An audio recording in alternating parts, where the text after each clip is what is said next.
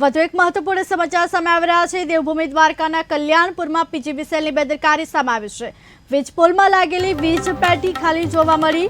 લાંબા ગામની શાળા પાસે ફ્યુઝ બોક્સ ખુલ્લું હતું। વાલીઓ અને વિદ્યાર્થીઓમાં ભયનો માહોલ ઊભો થયો છે।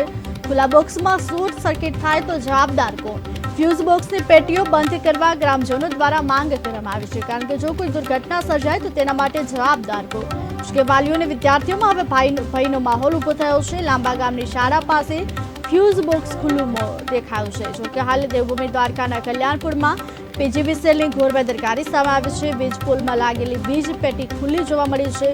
લાંબા ગામની શાળા પાસે ફ્યુઝ બોક્સ ખુલ્લું જોવા મળ્યું, જેને લઈને વાલીઓ અને વિદ્યાર્થીઓમાં ભયનો માહોલ ઊભો થયો છે।